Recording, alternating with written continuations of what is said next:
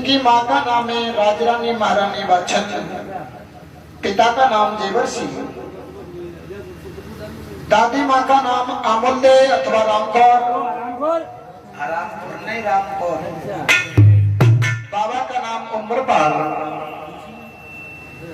इनके गुरु का नाम है सिद्ध सामर्थ्यवान योगेश्वर योगी गुरु गोरखनाथ महाराज। मैया बच्चने 24 वर्ष सेवा के लिए गुरु गोरखनाथ महाराज की। गुरु गोरखनाथ ने एक हपनाथ की गूगल दी जिससे जहारवीर महाराज का जन्म हुआ। बोलिए सच्चे दरबार की। देखिए एक राज्य पड़ता है जिस राज्य का नाम है सिरसा पाटन, और सिरसा पाटन राज्य में एक छोटा सा नगर है जिस नगर का नाम है तोमरगढ़। और तोमरगढ़ में एक महाराज निवास करते हैं जिनका नाम है महाराज मानसिंह। इनकी पत्नी का नाम है सारंगदेव। मैया सारंगदेव के गर्भ से 4 संतान पैदा होती है। सबसे पहले 2 बेटियां पैदा हुई, जुड़वा, मिनट 2 मिनट का फर्क है। 2 कन्याएं पैदा होती हैं जिनका नाम रखा गया बाछल और काछल। दोनों कन्याओं के बाद एक बेटी और पैदा होती है जिस बेटी का नाम रखा गया निराछल। तीनों कन्याओं के बाद एक बेटा पैदा हुआ जिस बेटी का नाम रखा गया हरिसी। 4 संतान पैदा हुई। धीरे धीरे समय व्यतीत होता जाता है। जब कन्याएं कुछ बड़ी होती हैं, एक दिन की बात तीनों कन्याएं खेलते खेलते और अपने पिता के बाग में पहुंच जाती हैं। जब पिता के बाग में पहुंच जाती हैं, जाकर के देखा कि एक मोरनी के कंडा रखे हुए हैं, लेकिन बालापन की अवस्था है, कोई ध्यान नहीं दिया और खेल ही खेल में तीनों कन्याओं ने उन अंडों को फोड़ दिया। जैसे ही अंडों को फोड़ा है और मोरनी ने आकर के जैसे ही अंडों को देखा है फूटा हुआ पाया, क्रोध में आकर के श्राप दे दिया। श्राप नाय श्राप बद्वा। जैसे ही श्राप दिया है कि जाओ, मुझे मेरे बच्चों का मुख नहीं देखने दिया, तो मैं तुम तीनों को श्राप देती हूं कि आप हर जन्म में राजरानी महारानी तो बनोगी, लेकिन संतान का सुख देखने को नहीं। यहाँ पर तीनों कन्याओं को श्राप लग गया, लेकिन बालापन की अवस्था है, कोई ध्यान नहीं दिया। लौट करके अपनी मैया सारंगदेव के पास आती हैं। धीरे धीरे समय व्यतीत होता जाता है। जब कन्याएं बड़ी होती हैं, परियोग्य होती हैं, एक दिन की बात मैया सारंगदेव ने अपनी कन्याओं को गुड़िया गुड्डा का खेल खेलते हुए देखा है। जैसे ही देखा, आज मैया ने सोचा मेरी कन्याएं परियोग्य हो चुकी हैं, इनके लिए वर की तलाश की जाए। हालांकि चिंता दोनों प्राणियों को होती है, माँ बाप दोनों को चिंता होती है बेटी की, लेकिन माँ को कुछ अधिक चिंता होती है। क्यों? क्योंकि बेटा जाता है पिता के पक्ष में और बेटी जाती है माँ के पक्ष में। जैसे ही मैया ने अपनी कन्याओं को देखा है तो उसी समय दासी को बुलाया, कहा बहन चली जाओ और मेरे पिया राज्यसभा में बैठे होंगे, उनको प्रेम पूर्वक बुला करके लाओ। दासी जाती है, जाकर के महाराज मानसिंह को बताया है। महाराज सभा को छोड़ करके लौट करके महलों में आते हैं। जैसे ही मैया ने अपने पिया को आते हुए देखा, एक सुंदर सा पलंग बिछा दिया, महाराज को बिठा लिया। हाथ जोड़ करके बोली, पिया आप हर समय राज्य कार्य में लगे रहते हो, आपने कभी अपने घर की तरफ देखा? महाराज मानसिंह कहने लगे, रानी क्या बात है, कहना क्या चाहती हो? उसी समय मैया समझाई के बोली, ना सुनो,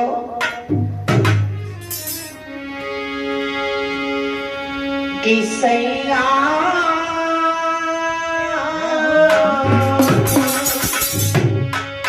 मेरे राजा कि सैया बेटी भई बरियो की करो इनको प्यार सगाई है।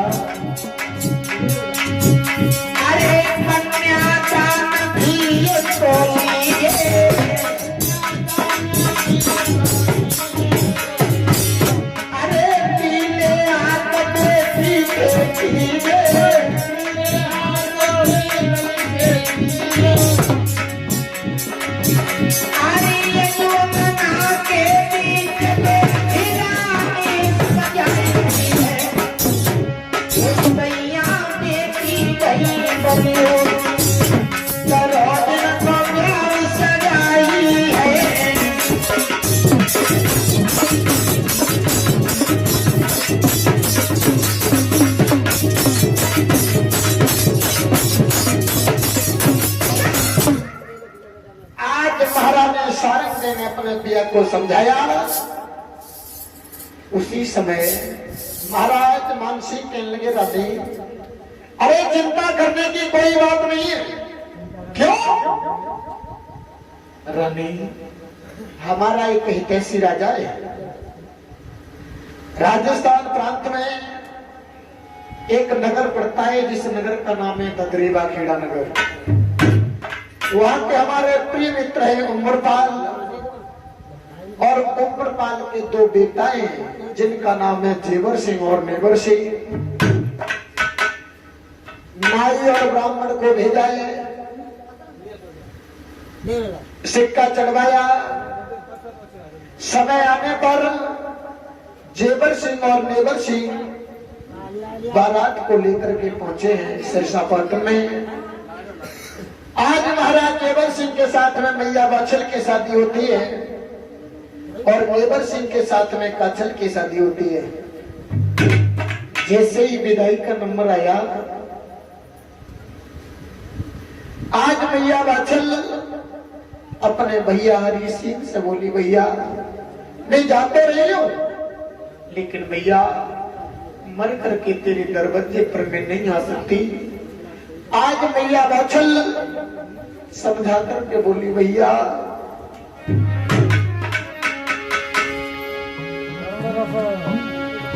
अरे भैया जी मेरी और जन्म नगरिया भैया, अरे भैया जी मेरी जन्म नगरिया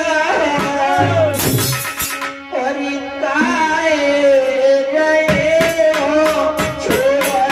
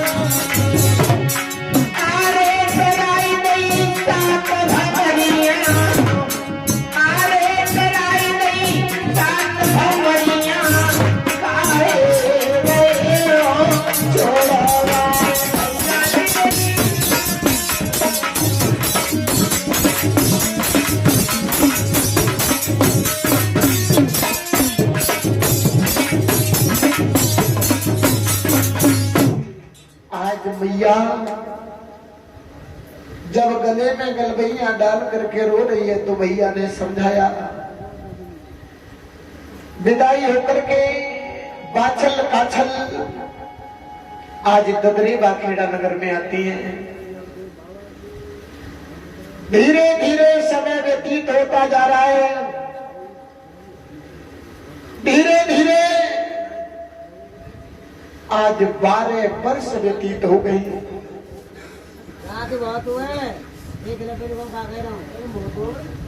जब 12 वर्ष व्यतीत हो गई लेकिन एक पुराने के संतान पैदा नहीं हुई। जब संतान पैदा नहीं हुई तो एक दिन की बात महाराज जेवर सिंह अपनी प्राण प्रिय बाचन से बोले हैं, महारानी आज हमारी इच्छा ऐसी हो रही है। एक कप चाय आई है ऐसे नहीं कह रहे तो महाराज जेवर सिंह कहने लगे, रानी आज हमारी इच्छा ऐसी हो रही है कि हम जंगल में जाएं और शिकार खेल करके पुणे वापस महलों में आए। महारानी बादशाह हाथ जोड़ के बोली, पिया मेरे लिए कोई आज्ञा है क्या? महाराज जेवर सिंह समझा करके बोले, रानी आज्ञा है। क्या है?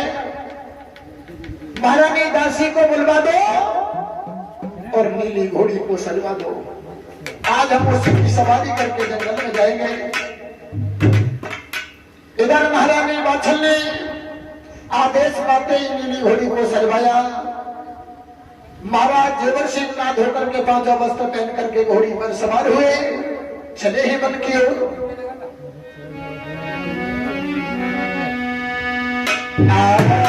घोड़ी भयो सवार और भूप यजो और जंगल में जाई।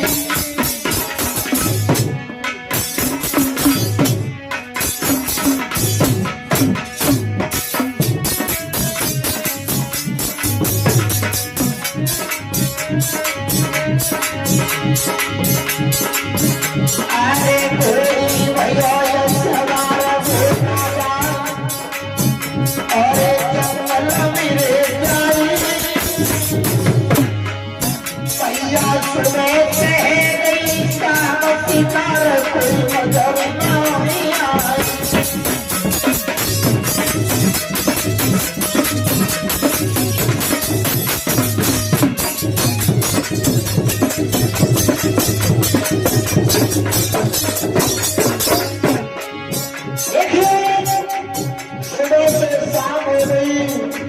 लेकिन कोई शिकार नहीं दिखाई दिया।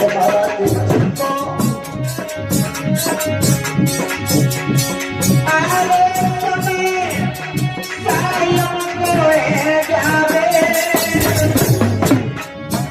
और भाई जंगल के बीच भूप सारे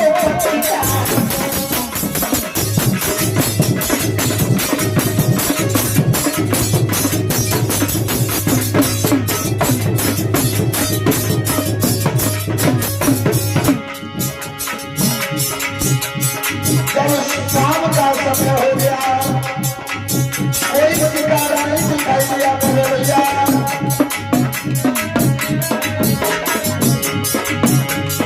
आरे घोड़िया के दौड़ाई।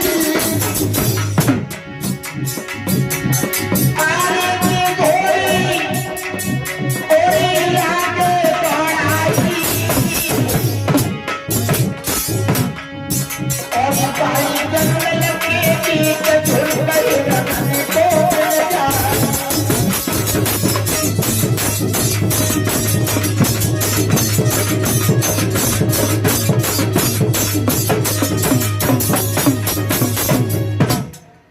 देखिए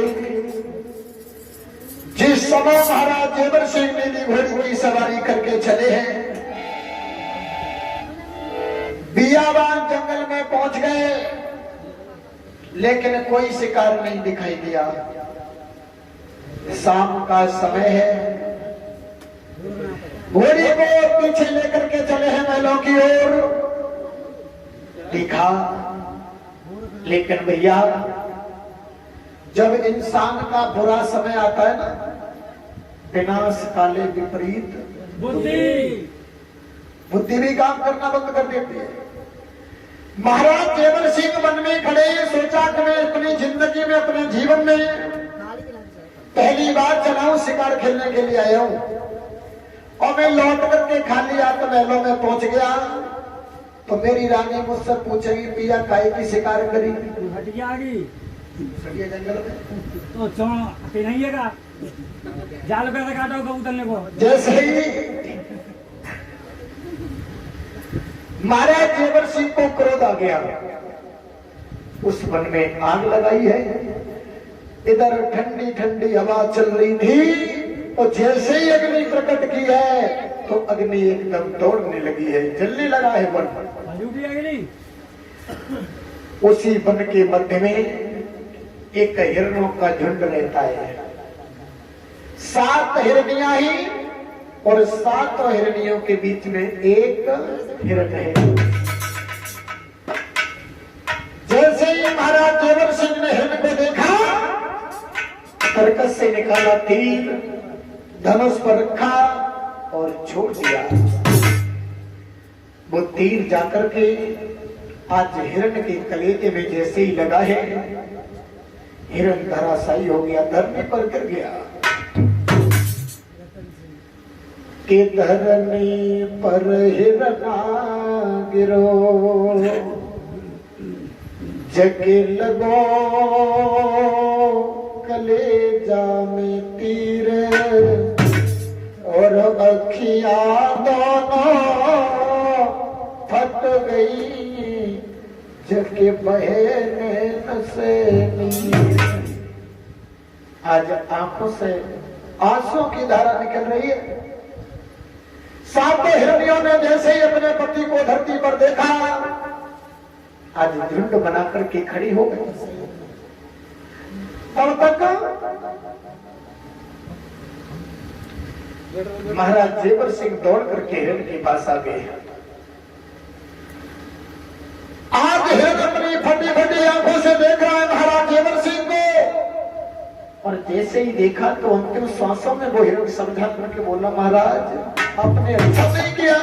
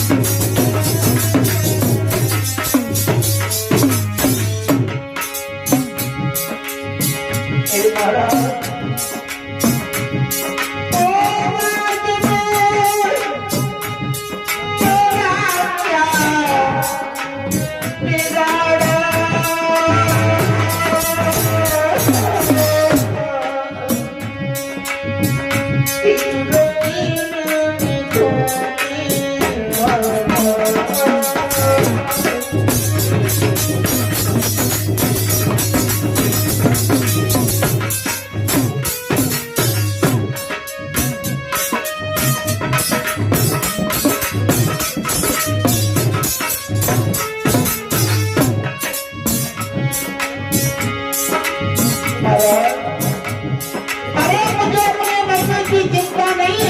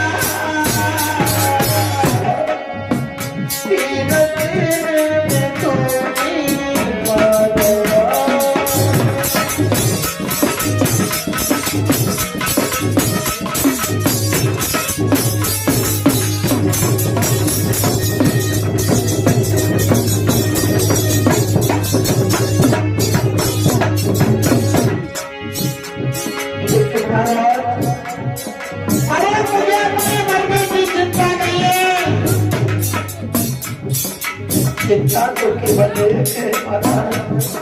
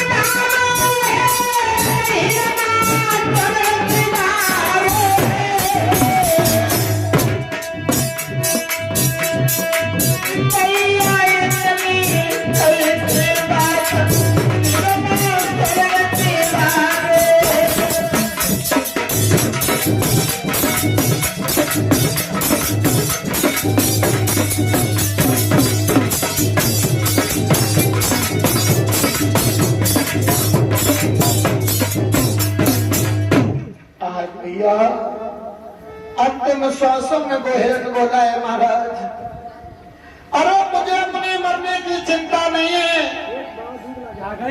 चिंता तो केवल एक है कि मैंने अपने बच्चों का मुख नहीं देख पाया।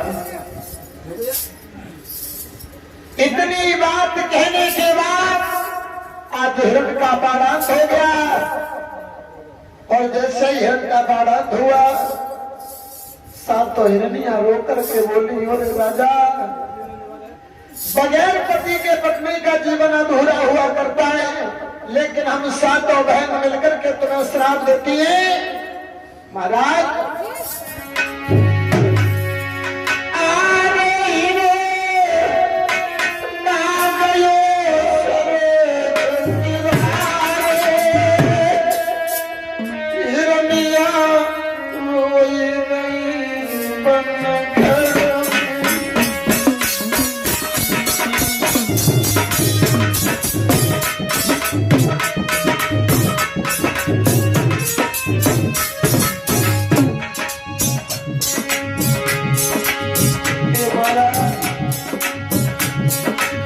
बगैर पति के पत्नी का जीवन अधूरा हुआ करता है,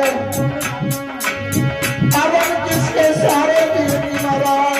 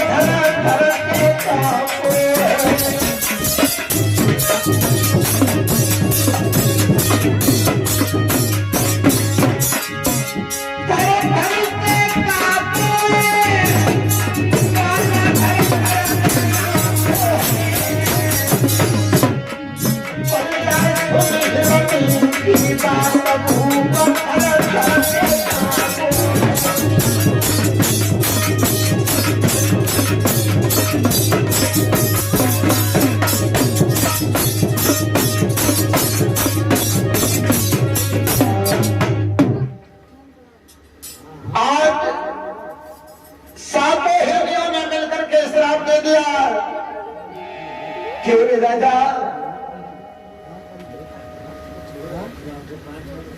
अपने जीवन में कभी सुख से भोजन नहीं कर सकते हो, लेकिन महाराज हम सातों बहनें मिलकर के श्राप दे रही हैं कि जाओ तुम्हारी एक पुत्र पैदा की तो चलती क्या है, एक कन्या तक पैदा नहीं होगी जिसके पैर पूज करके तेरा उद्धार हो जाए। और जैसे ही राजा ने तनी बात सुनी, देखिए हिरनियों का श्राप लग गया राजा को, मैया वाचल को भी श्राप लगाए, मोरनी का श्राप लगा बालापन की अवस्था में। अब देखिए दोनों प्राणियों को श्राप लग गया, क्या संतान हो सकती है? लेकिन भैया कर्म बनाने से बनता है, कर्म बनाने से बनता है। आज महाराज जेवर सिंह लौटवर के महलों में आते और महारानी ने अपने पिया को आता हुआ देखा। आज मैया के पति परमेश्वर आए, डंडा उठाए, पौआ पी के आए, महारानी जी ने पना देखा, पौआ पी के आए, ठीक है ना तुम्हें ऐसा आरे पति परमेश्वर आए, और महारानी जी ने पली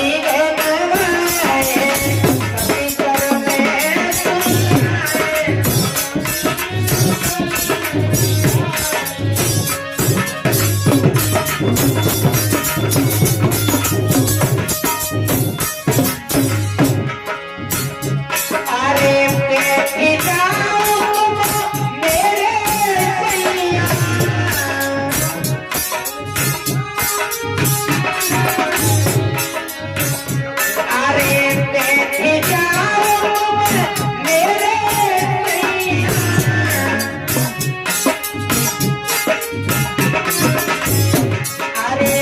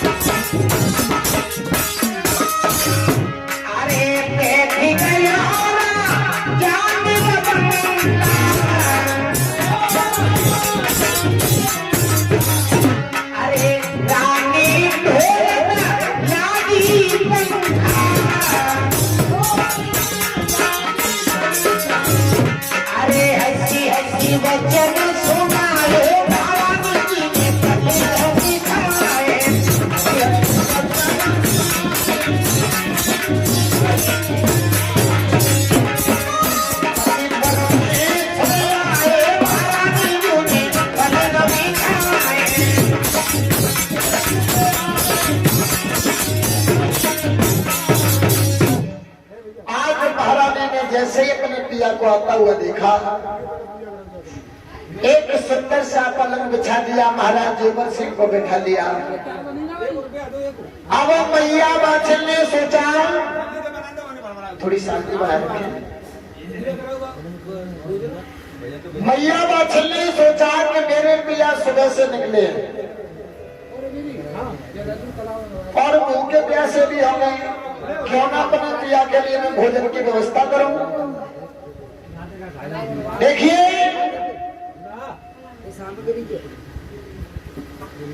महारानी बाछल आज भोजन की थाली लेकर के आती है, और जैसे ही मैया भोजन की थाली लेकर के आती है तो महाराज जेवर सिंह को जंगल वाली बात याद। आज महाराज जेवर सिंह की आंखों से आंसुओं की धारा निकलने लगी है, और जैसे ही आंसुओं की धारा निकली है तो महारानी बाछल के लगी, पिया आप भोजन करते समय रोए तो रोए क्यों? पिया आप भोजन करते समय रोए तो रोए क्यों? पिया बोलो। महाराज बाछल की बात सुनकर के महाराज जेवर सिंह बोले, रानी ये बात तो मत पूछो, क्यों? रानी आज हम और तुम जिंदा हैं, इन महलों में दीपक जल रहे हैं, लेकिन भद्रे हमारे तुम्हारे मरने के बाद कोई इन महलों में दीपक जलाने वाला नहीं है। आज समझा करके महाराज जेवर सिंह बोले, रानी के अन्न ब्यूना जगरज सूना, ए रानी वस्त्र सूनी काया, कंठराग बिन कविता सुनी, बेटा बिन सुनी माया। बच्चे एक बिना पति के प्रिया सुनी, और एक वो सोले करे श्रृंगार, और बिनु भैया के बहिना सोनी, जय कुनबा में हो रानी। तो इतनी अभागिन है जो तेरी कोख से एक पुत्र ने जन्म नहीं लिया जिससे मेरा मन चल जाता।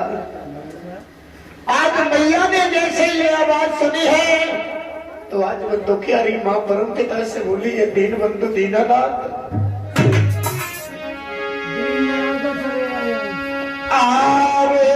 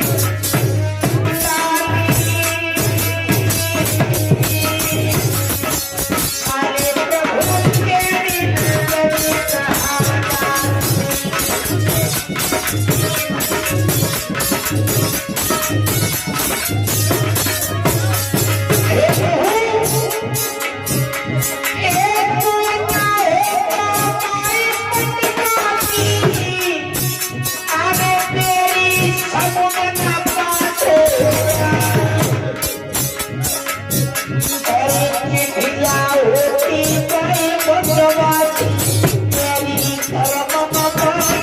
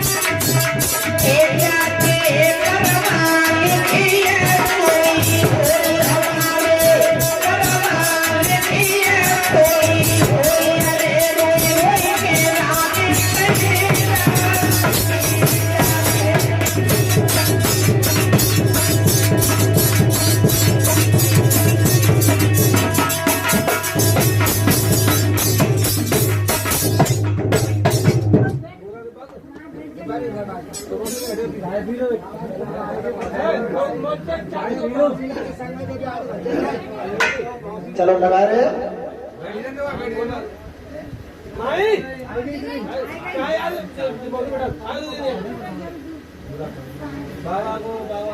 चलो हाथ लगाओ सब लोग। यहाँ पे लगाए लो कचू, खाली में चला बोला। अरे तो बोला बोला बोला एक दूसरे के हाथ से हाथ लगाओ।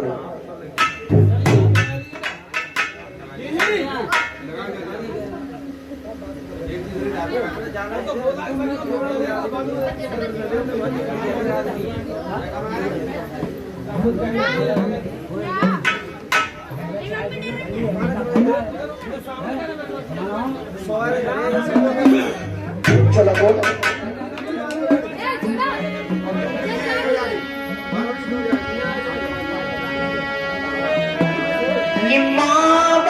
छल के लाड़ ले और केवल सिंह के पोतम प्यारे घर से लोग रे बाबा भागी जग।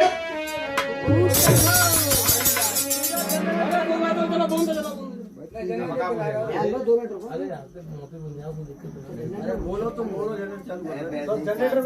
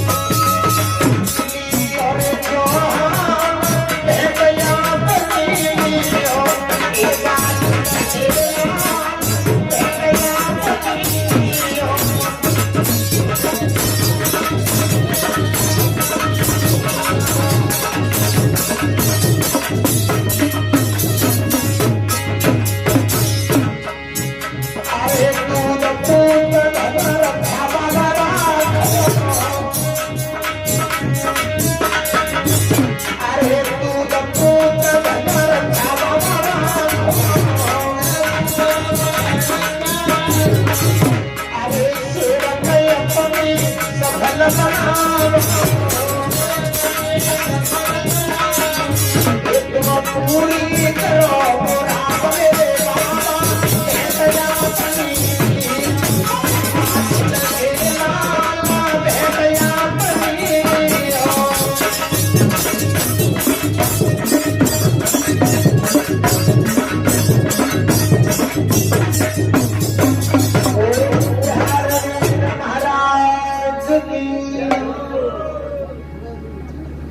भैया चाय पीने एक चाय पी तुम मत पियो, बीमारी है तुम्हें। हाँ तुम्हें बीमारी है, हाँ तुम्हें की बीमारी है।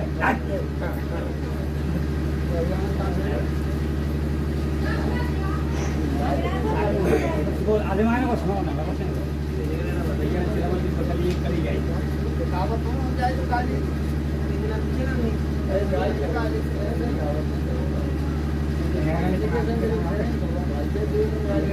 माला का माला भाई आना नहीं कर हम तो बात करते आ रहे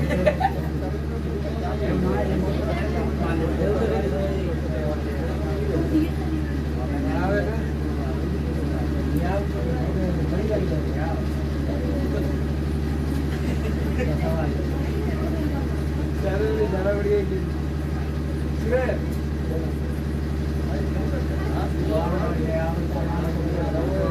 खाने का रात को भी आता करें बड़ी लाभ बेटा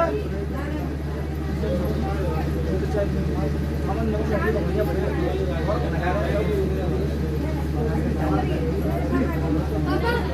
नहीं बच्चे जा बेटा फूल उड़ाओ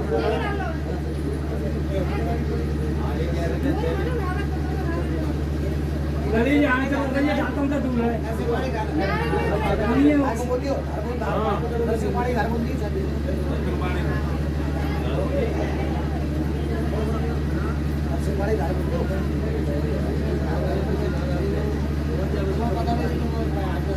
हाथ लगा ले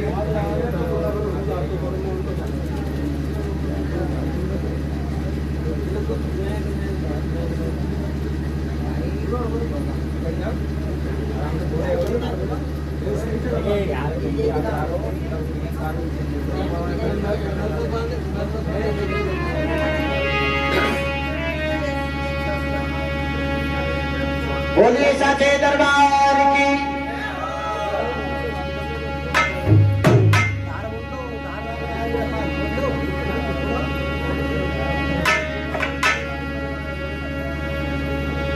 ओम ब्राह्मण दिने परमात्मा धीने तुम सिंह प्रचोदयात् स्वाहा। चढ़ा दो।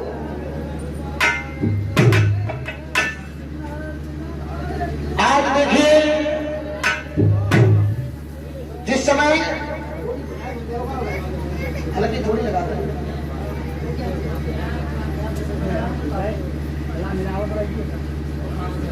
इधर महारानी बच्चन जिस समय रुदन कर रही है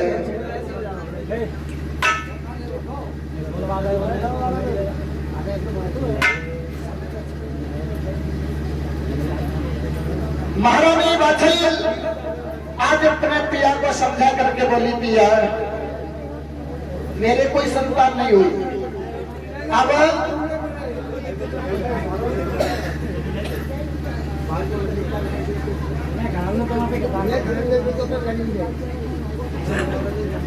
महारानी बाचल कहने लगी पिया मेरे कोई संतान पैदा नहीं हुई है तो मेरे कहने से एक काम करो क्या पिया मेरे कहने से आप अपनी दूसरी शादी कर लो दूसरी शादी कर लो। महाराज जेवर सिंह कहने लगे रामी अरे हर स्त्री चाहती है कि भगवान मौत देना लेकिन साथ मिलते ना। महारानी जिन पुरुषों ने दो शादियां की उनकी बहुत बुरी दशा हुई है।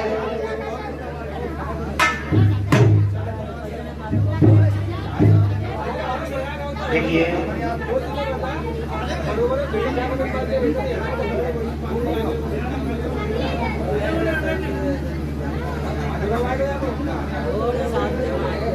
थोड़ी शांति बनाए रखो।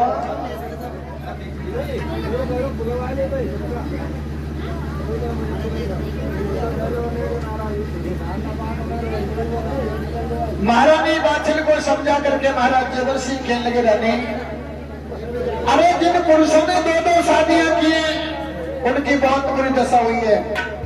रानी के उत्तान पाद के दो की रानी और सुरती सुनीति कहाए 5 बरस के ध्रुव बेटा को वन में जाने पठाए। अगर महाराज उत्तान पाद के 2 स्त्री न होती तो बेटा ध्रुव को वन में नहीं जाना पड़ता। और सुना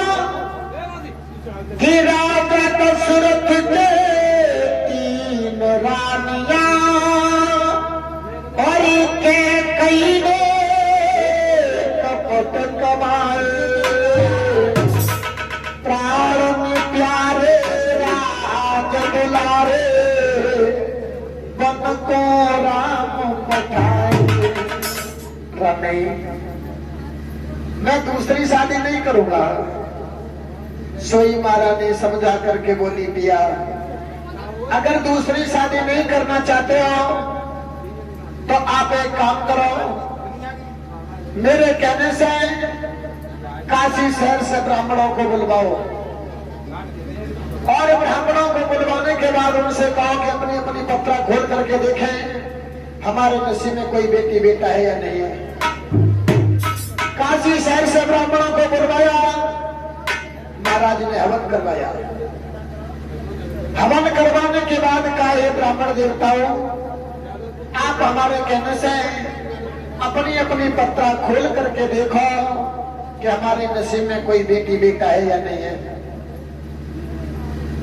जैसे ही ब्राह्मणों ने अपनी अपनी पत्रा खोल करके देखा तो राजा के नसीब में न कोई बेटी है न कोई बेटा है। अब ब्राह्मण कहने में डर रहे हैं, क्यों कि राजा वाली बात हो सकता है, क्योंकि सत्य हमेशा कड़वा होता है। तुम सत्य कहना तो इंसान को बुराई लगेगी, और अगर राजा को बुरा लगा तो हो सकता है कि हमें मरवा दे। उसी समय एक वृद्ध बड़े बूढ़े ब्राह्मण खड़े हो गए, जनेऊ को उतारा और जनेऊ उतार करके दोनों हाथ बांधे हैं और एक घास का तिनका लेकर के मुंह में दबाया और खड़े होकर के बोले, ओरे राजा, बेटी बेटा की बात करता है तो सुन।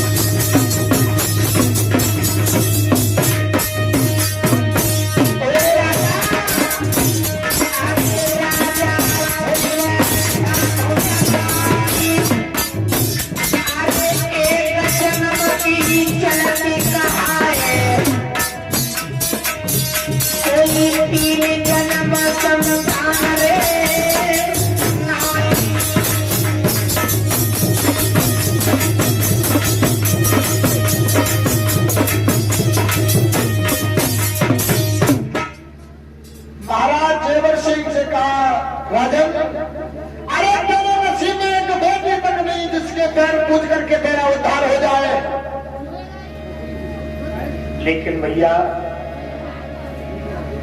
जब इंसान 100 अच्छे कर्म करता है 100, तब एक बेटा पैदा होता है, और जब इंसान 125 अच्छे कर्म करता है तब एक बेटी पैदा होती है। जिस घर में बेटी नहीं होती है वो घर नरक के समान होता है। आज महाराज जेवर सिंह ने जैसे इतनी बात सुनी तो सर पकड़ करके बैठ गए। राजा रानी रोने लगे। अब ब्राह्मणों ने सोचा कि अगर हमारे सामने राजा रानी मर गए तो हमें हत्या लग जाएगी। अरे हमें काम ऐसा करना चाहिए कि सांप भी मर जाए और लाठी भी बच जाए। उसी समय एक ब्राह्मण ने कहा, हे महाराज आप रो ना, आप रो ना। अब देखिए ब्राह्मण कह रहे हैं, महाराज तुम्हारे नसीब में एक बेटी बेटा नहीं है, लेकिन महाराज आपके नसीब में 9 लाख बेटी बेटा है। ब्राह्मण मना भी कर रहे हैं कि तेरे नसीब में एक बेटी बेटा नहीं है, लेकिन ये भी कह रहे हैं कि राजा तेरे नसीब में 9 लाख बेटी बेटा है।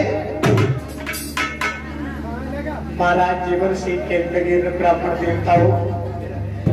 अभी तक मैं ये सोचता था कि ये दुनिया वाले मेरी हंसी उड़ा रहे हैं, ये दुनिया वाले मेरी हंसी उड़ा रहे हैं, लेकिन आज मालूम पड़ गया कि ब्राह्मण देवताओं तुम भी मेरी खिल्लियां उड़ा रहे हो। एक बात बताओ महाराज, 9 लाख बेटी बेटा में किसी के हुए और ना होंगे तो महाराज मेरे कैसे हो जाएंगे, एक बात बताओ। उसी समय ब्राह्मणों ने समझाया, राजन आप हमारे कहने से एक 9 लखा बाग लगवाओ।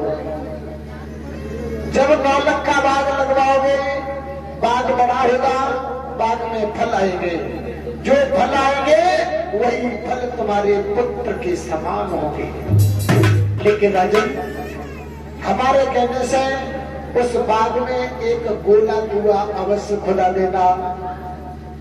क्यों? अगर कोई ऐरागी बैरागी संत फकीर निकल करके जाएगा, बाग की छाया में बैठेगा, बाग के खाएगा फल और कुआं के पिएगा जल। जब उसकी आत्मा में शांति पहुंचेगी तो उसके मुंह से एक ही आवाज निकलेगी, धन्य है बाग लगाने वाले, गोला कुआं खुदाने वाले, तेरी आस औलाद को भलो। तो राजन मैं सत्य कहता हूं, अगर काऊ साधु सन्यासी की भाका भर गई तो तेरे को बेटा पैदा हो जाएगा। राजा को विश्वास हो गया, हो सकता है कि ब्राह्मणों की बात सच हो जाए। तो उसी समय आज मंत्री को बुलाया और कहा, मंत्री चले जाओ,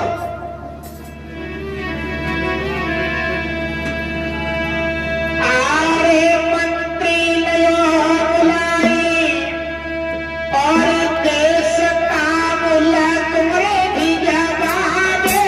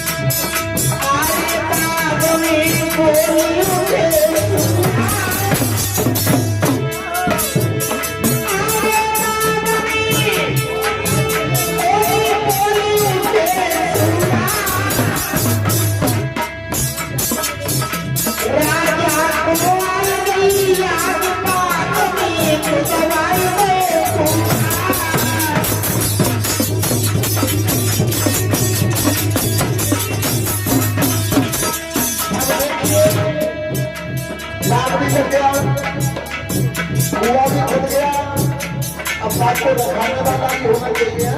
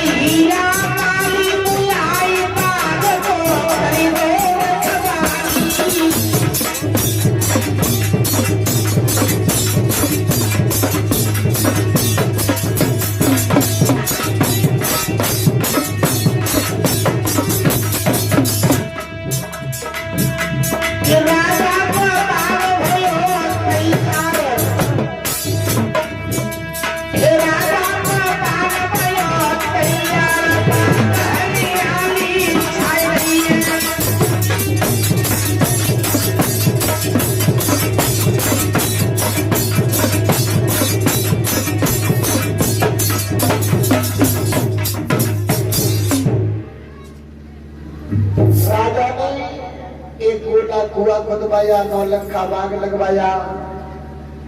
एक हीरावन नाम का माली रखवाली कर रहा है। इधर धीरे धीरे धीरे धीरे समय व्यतीत होता गया। जब बाग बड़ा हुआ, बाग में फल फूल मेवाए हैं, फल वाले पर फल आ रहे हैं, फूल वाले पर फूल आ रहे हैं। फरी का कह रही है केला की बड़ी कहता है ना, कहता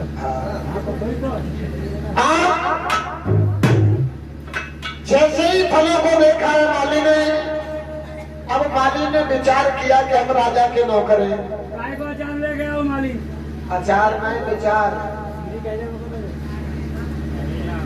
विचार बनाया कि हम राजा के नौकर हैं, हमारा फर्ज ये बनता है कि हम महाराज को सूचित करें। अब माली ने एक काम किया, 5 फल तोड़ करके एक छवरिया में रखे और लेकर के चला है। महाराज जेवर सिंह सभा में विराजमान है, सिंहासन पर बैठे, और जैसे ही देखा कि माली आ रहा है, जब माली को आता हुआ देखा, महाराज खड़े हो गए।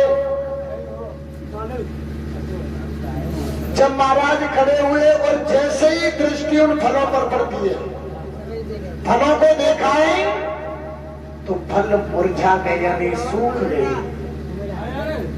कुबलिया गए। माली ने देखा कि जब राजा की दृष्टि से फल सूख गए हैं तो राजा पापी बन चुका है। अब माली ने सोचा कोई काम ऐसा करे कि राजा का भी मान रह जाए, हमारी भी जान बच जाए। जेवर से कहने लगे, माली ये फल कैसे हैं, सूखे हुए क्यों ले आए हो? माली कहने लगा, महाराज ये फल आज के टूटे नहीं हैं, ये परसों के टूटे हुए हैं, और महाराज इन पर मैंने पानी नहीं छिड़क पाया। जब तक पानी के बता से पानी नहीं पड़ पाओ तो सूख गए। आज महाराज जेवर सिंह ने कहा, बारे माली तूने मेरा अपमान होने से बचा लिया। आज माली को मोहर दे करके वापस कर दिया। कहा, माली चले जाओ, कल सुबह हम आएंगे, बात को देखेंगे, बात के साथ परिक्रमा करेंगे, उसके बाद हम फल की छूट करेंगे। बात की छूट करेंगे, पहला फल तोड़ करके गंगा जी को देंगे, दूसरा फल अपनी मान्य को देंगे, उसके बाद हम बात की छूट करेंगे, चले जाओ। माली लौट करके आता है। सुबह हुआ, महाराज जेवर सिंह ने अपने पिता के लिए हाथी सजवाया, माँ के लिए डोला सजवाया, मैया बाछिन के लिए डोला सजवाया, और स्वयं नीली घोड़ी पर सवार होकर के चले हैं। अब देखिए, महाराज चले अपनी प्रजा को साथ में लेकर के। जब प्रजा को साथ में लेकर के चले हैं, इधर देवराज इंद्र घबराने लगा। देवराज इंद्र ने सोचा कि अगर मेरा सिंहासन चला गया तो मुझे नौकर बनना पड़ेगा, ये राजा जाकर के हवन यज्ञ करेगा तो मेरा इंद्रासन चला जाएगा। दौड़ करके भगवान विष्णु के पास पहुंचा, कहने लगा, है महाराज आप यहाँ पर बैठे हो, मेरा सिंहासन जाने वाला है। भगवान विष्णु कहने लगे, इंद्र चिंता न करो। उसी समय सूर्य पुत्र शनि को बुलाया।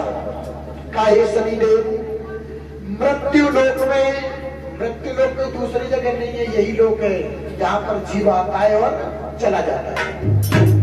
कहा कि जाओ, मृत्यु लोक में एक राजा हुआ है जिसका नाम है जेवर सिंह, वो यज्ञ करने के लिए जा रहा है, उसका यज्ञ विध्वंस कर दो, चले जाओ।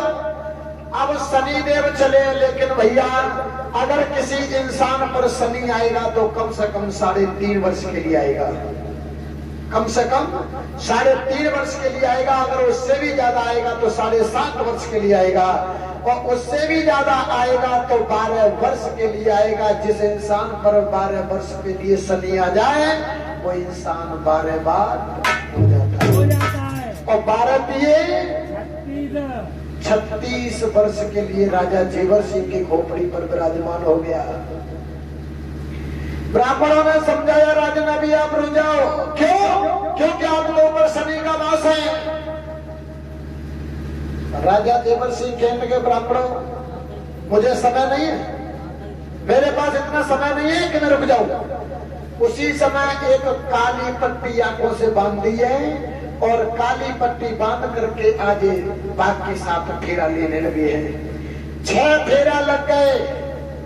अब शनि ने अपना प्रकोप दिखाना शुरू कर दिया। राजा को क्रोध आया कि मैं एक राजा हूं, मैंने बड़ी धूमधाम से बाघ लगवाया, लेकिन अपना बाघ जी भर के देखा नहीं।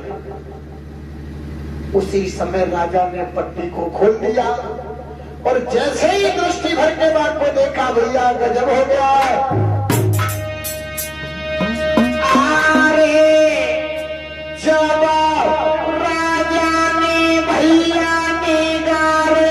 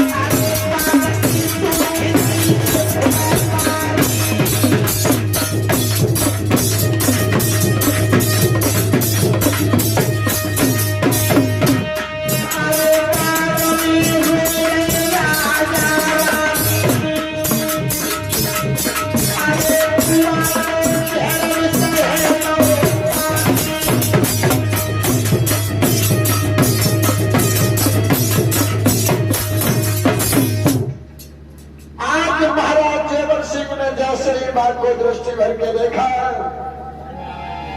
और जैसे ही बाघ को देखा है तो बाघ सूख जाता है।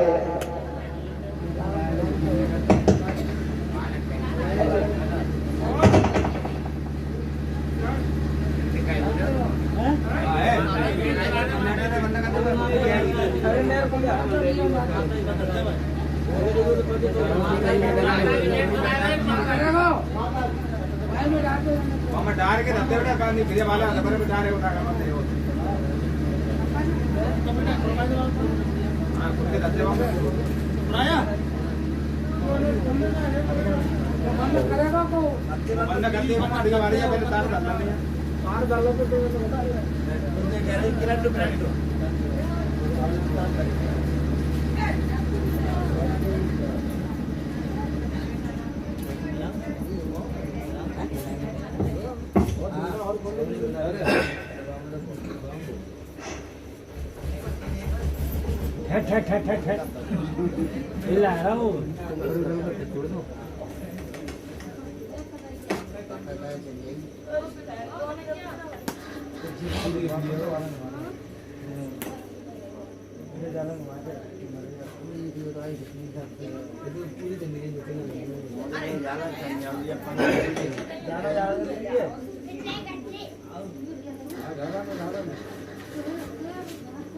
अरे बुझे भैया पे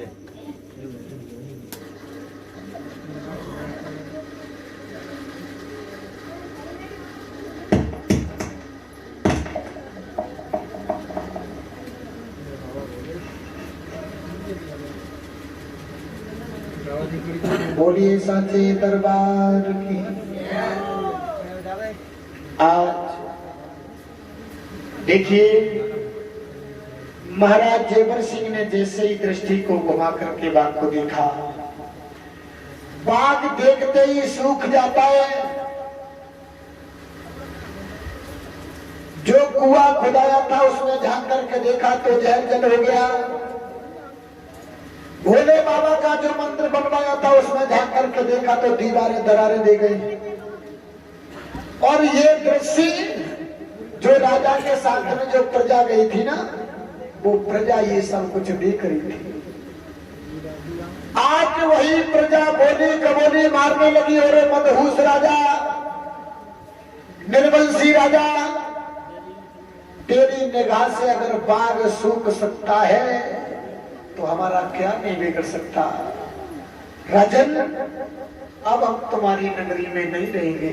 हो जाएंगे भैया एकदम से। जब यहाँ निगाह से काम खराब रह रहे हैं तो हमारा का फायदा है। हम नहीं करना चले गए तो देखिए, आज वही प्रजा, चलो क्या अरे ज्योति जले, अरे ज्योति जले दिन रात मात तेरी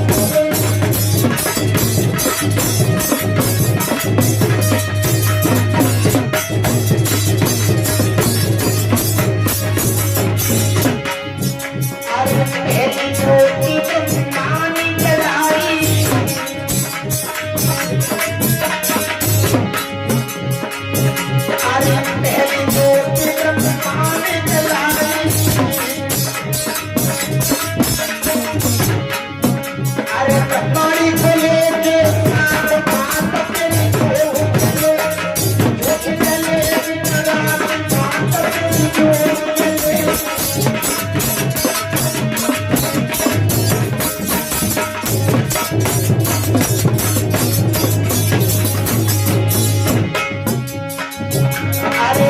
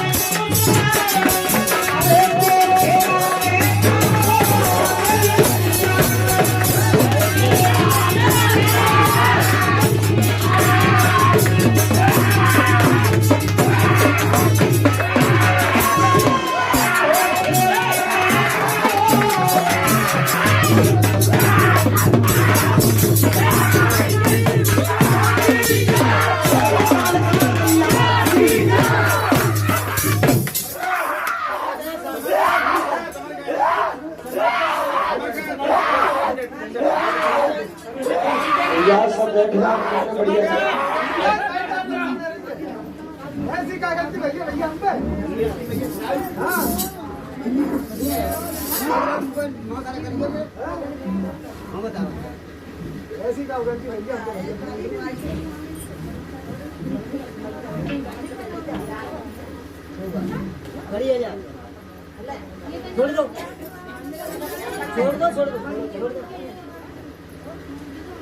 हाँ माता दूसरी गारंटी है नहीं मुझे बोल जो इतने पीछे घर का होता वो मोटा जो इतने पीछे घर का तब सब लोग ने बैठ जाओ, कितना बढ़िया रहो। हाँ?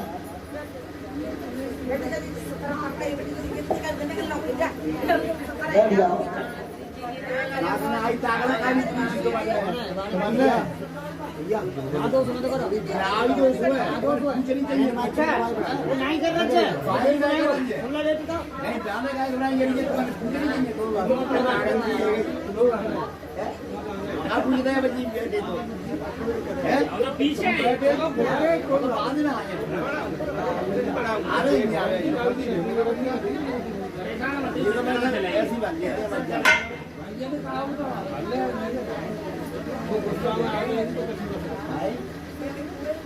देखो मत भैया हाथ में मार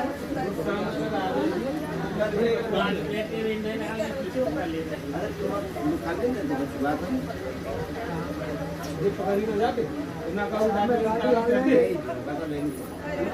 डांट ना सकत तो पकड़ने की बात करो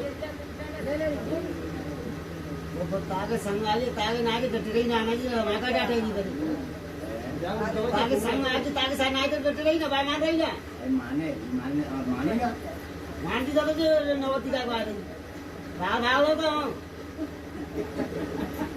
वन का माले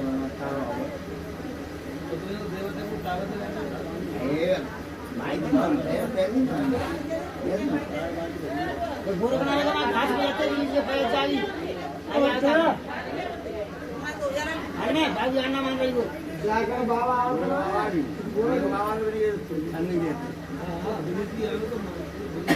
आपने को बैठ जाओ, शांति बनाए क्या है? तब माने ही जाने अबे तो बाबा दिनों बता माने ही अबे घर पर नहीं गिरेगी मैंने 12 बजे बोला था 1 बजे लगा 12 बजे देखो 1 बजे बोला था काम को लगा तो तुम अपना जानता है घर में के हिसाब से लग जाता है जैसे के हिसाब से 12 बजे लगा सुबह वो लोग भाग नहीं रह रहे एक ना रह रहे ये तो मैं क्या सोचता हूं कोई मारना ना ए ना रिकॉर्डिंग चल रही है भाई फोन ना देंगे निकाल उन्हें क्या देंगे बोलो ना दो ना देंगे जो अपने काम भी करेंगे चिड़िया अपने काम से चलेंगे बातें वो आवेगी तो फिर आवेगी ये कोई बात